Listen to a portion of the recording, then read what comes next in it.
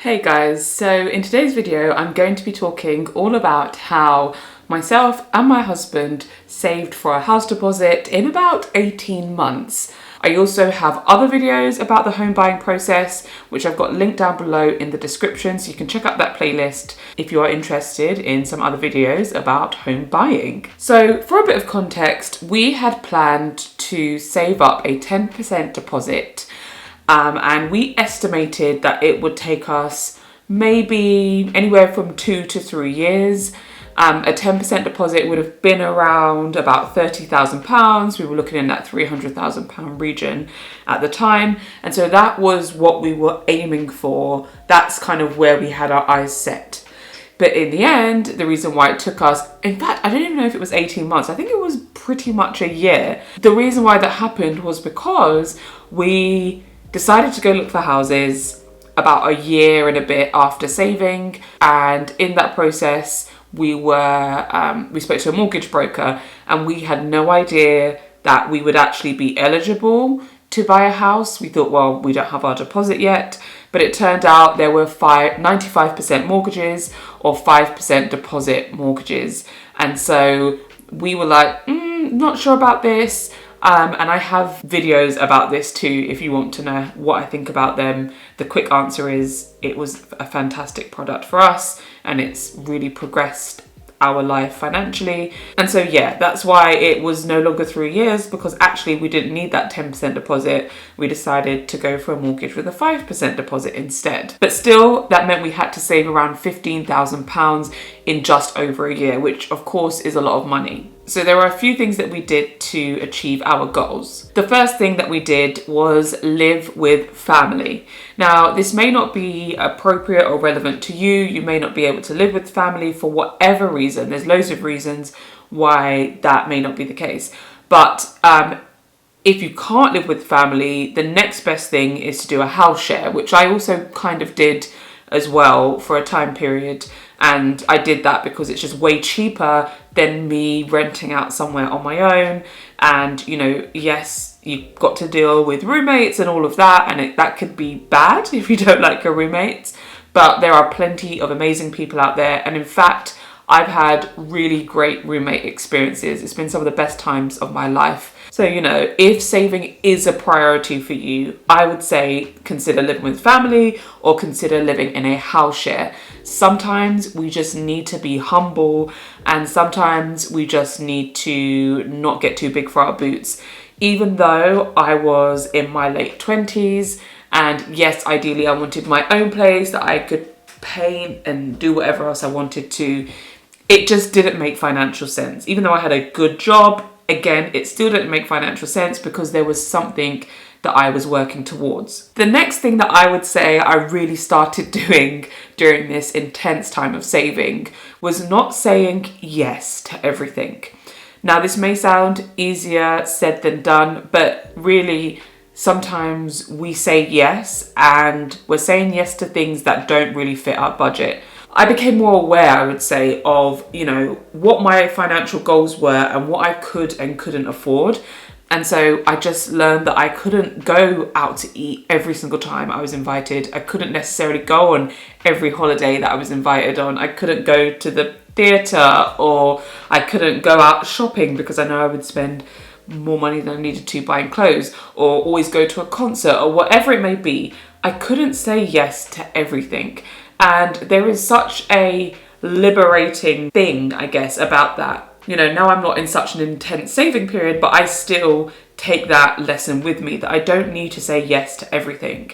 And one thing I will say about this, though, in being completely transparent, I didn't always say to the people that I said, oh, sorry, I can't come. I didn't actually say the real reason, like, it's just not fitting in with my budget right now.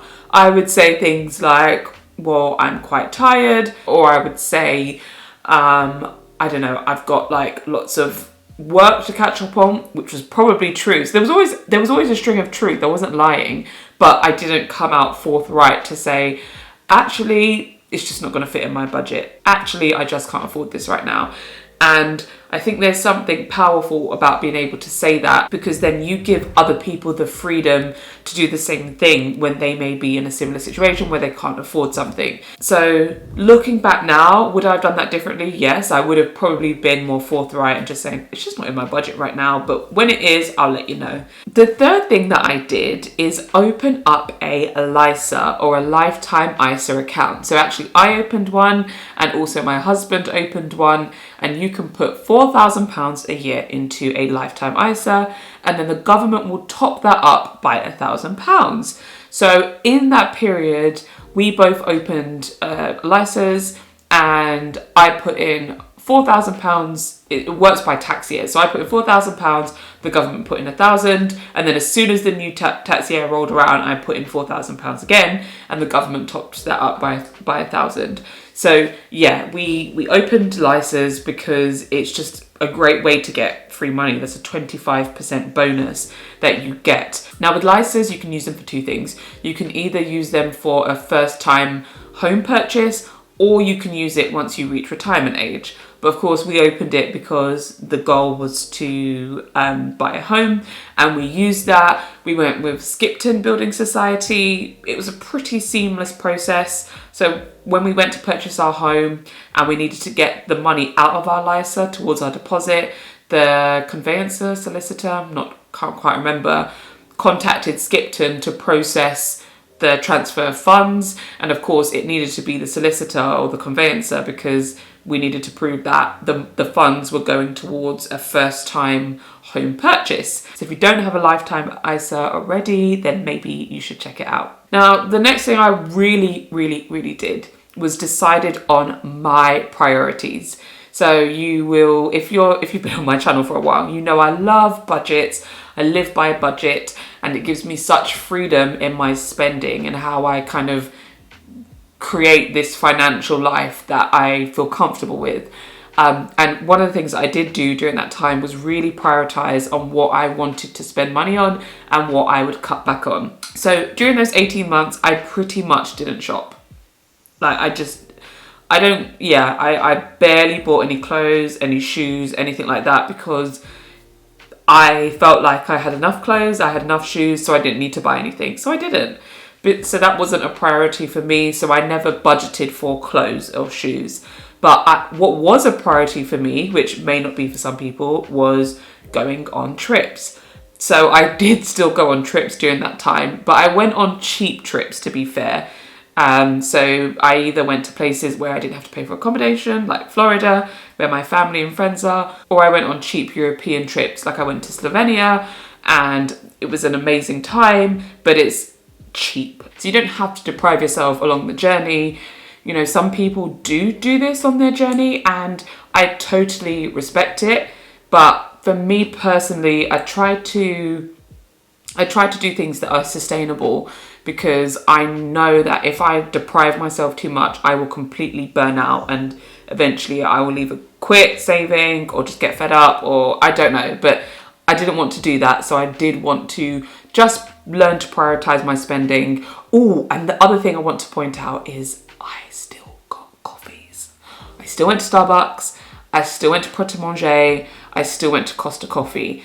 And I'm saying this because, you know, there's lots of wonderful people in the news who talk about our generation and how, because we like to have coffees so much, buy coffees and eat avocado toast, that, you know, we'll never be able to afford a house. And then lastly, this was actually quite a key point, in that I didn't really know what the buying process was like, because it was the first time. Myself or my husband didn't really know.